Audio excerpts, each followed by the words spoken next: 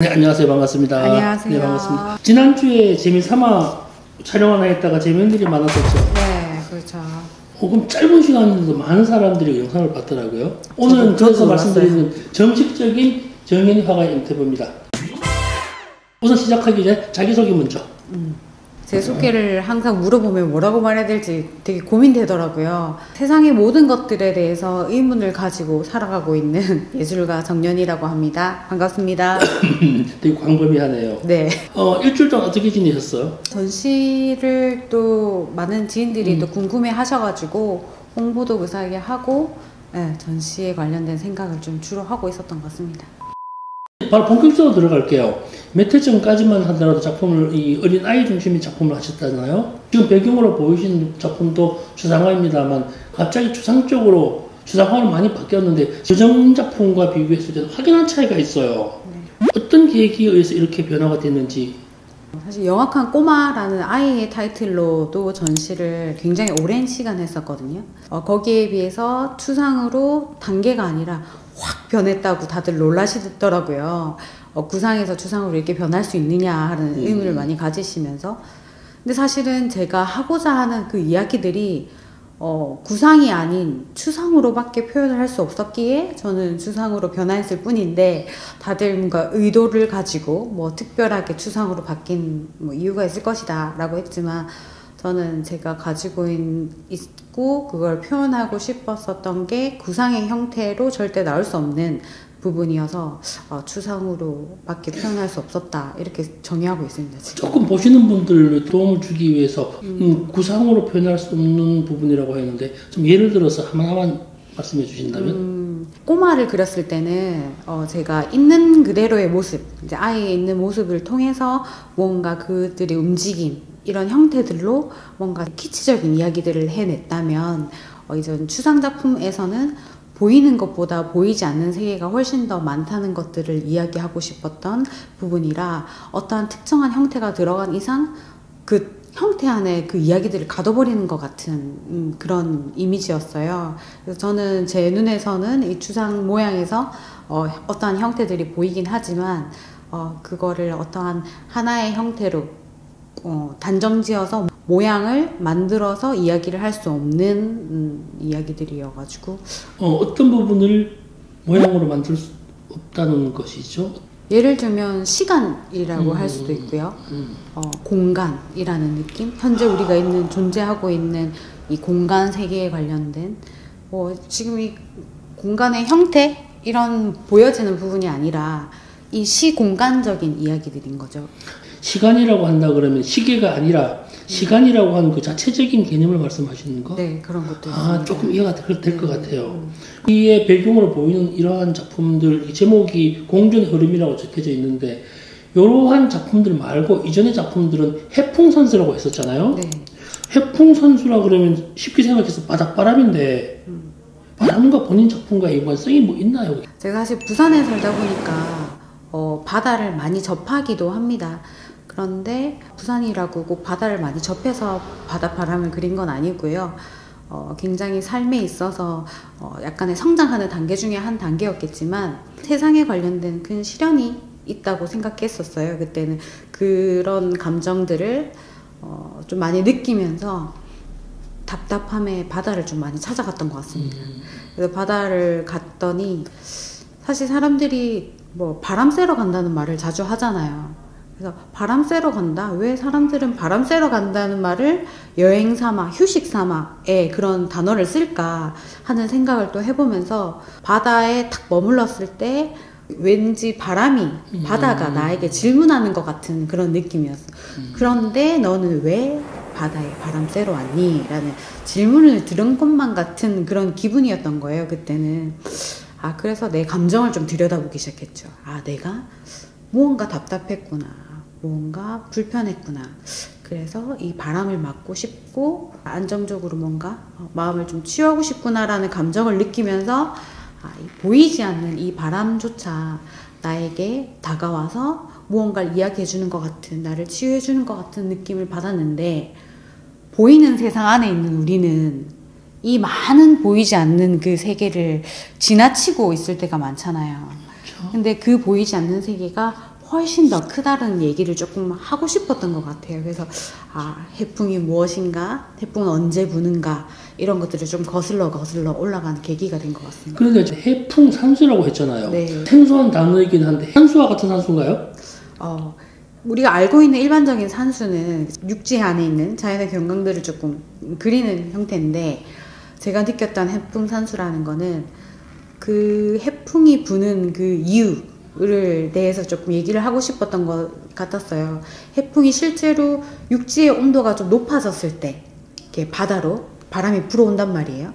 근데 정말 우리는 이 육지 안에서 과열되고 급변하고 너무나 뜨거운 열기 안에서 살고 있는 우리에게 해풍이 불어 들어왔을 때 무언가 지구의 온도, 지상의 온도를 낮춰주고 치유를 해준다라는 느낌을 받은 거예요. 그래서 답답하면 바람 쐬러 간다 이런 느낌이, 그런 영향이 있지 않을까 하는 생각을 한번 해보면서 이 해풍이란 바람이 자연 산수 안에 들어오면 결국은 해풍이 우리에게 들어왔다는 이야기겠죠. 우리에게 들어왔을 때 그 보이지 않는 있는 듯 없는 듯한 그런 역사들을 뭔가 좀 이렇게 보듬어 주고 있지 않나.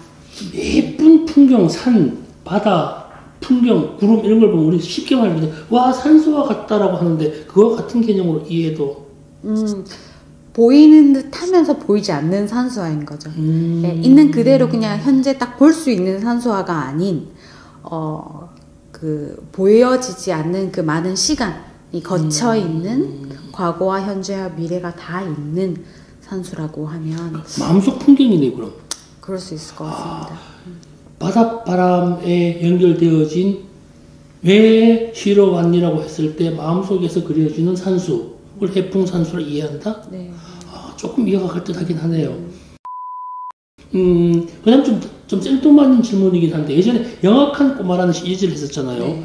연계점이라고 하는데, 연결점이라고 저한테 들은 바 있었거든요. 어떤 시기에 영악한 꼬마와 지금의 이 추상화를 보면은 전혀 색깔은 완전 다른 것 같은 느낌을 받는데, 어떤 연결점이 있나요?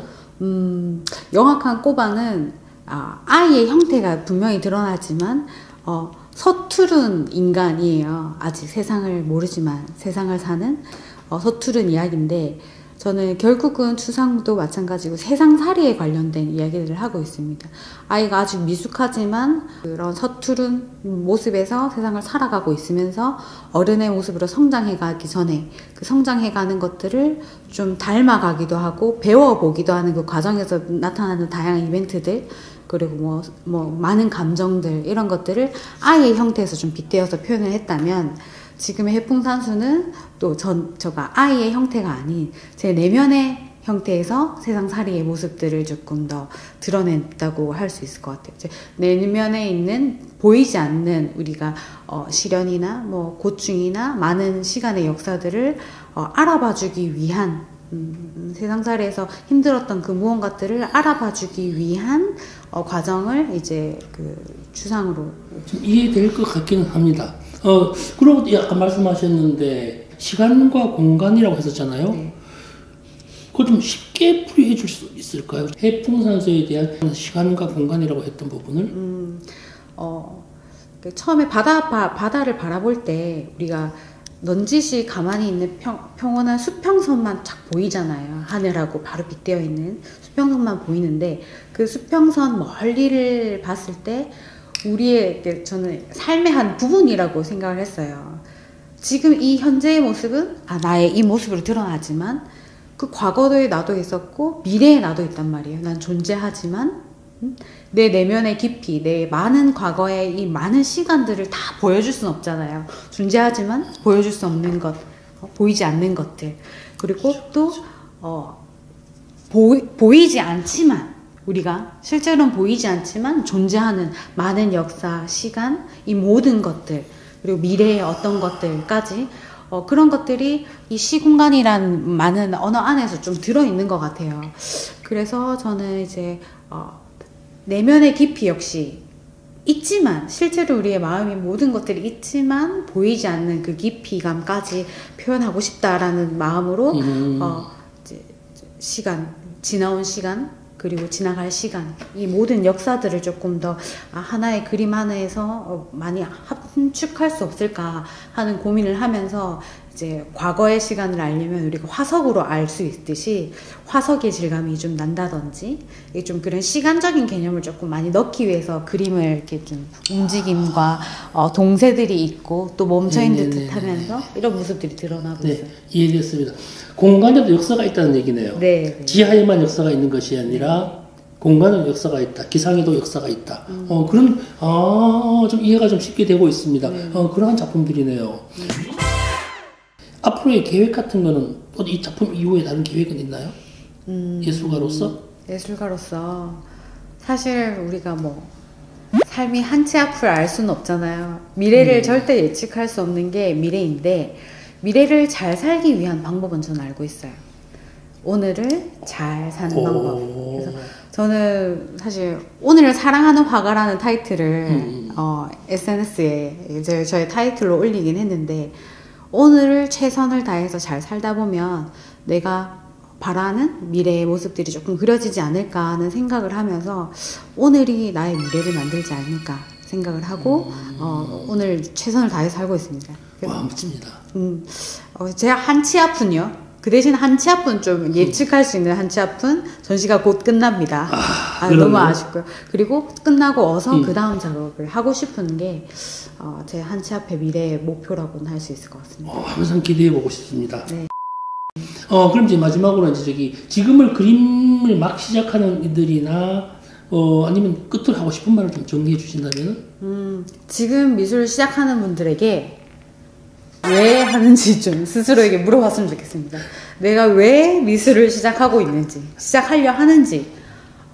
사실 그림을 그리면서 작가는 저도 굉장히 오랜 시간을 그림을 그렸는데 항상 고민하거든요. 난 왜 이렇게 그릴까? 또 이렇게 그려야 할까? 앞으로 어떻게 그려야 할까? 평생 고민을 할 것 같아요. 그거를. 근데 지금 시작하는 사람한테 미리 한번 나는 왜 그림을 그려야 하는가? 사실 그림으로 먹고 살기는 어렵단 말이에요. 뭐 잘 사시는 분도 계시겠지만 대부분이 쉽지 않은데 왜 미술 시장에 나는 그림을 그리고 살아야 하는가 하고 스스로에게 한번 좀 질문을 해보고 나서 충분히 질문하고 소통하신 다음에 한번 시작해 보시는 게 어떨까. 그런 거 아닌 이상은 사실 취미로 그냥 계속 그려도 되거든요. 나를 위로하기 위한 그림은. 근데 이제 예술가로 내가 뭔가 움직이고 싶다 할 때는 왜 그런지 한번 물어보시길 바랍니다. 자신에게. 좋은 말씀 감사합니다. 좀 짧은 시간이긴 하지만 정현희 화가님과 얘기해 보니까 좀 마음의 소양이 되게 깊어진 것 같습니다. 네, 고맙습니다. 오늘 이상 미술가 만평의 박정수였습니다. 네, 감사합니다. 좋아요, 구독, 알림정 기대합니다. 네, 고맙습니다. 네, 감사합니다.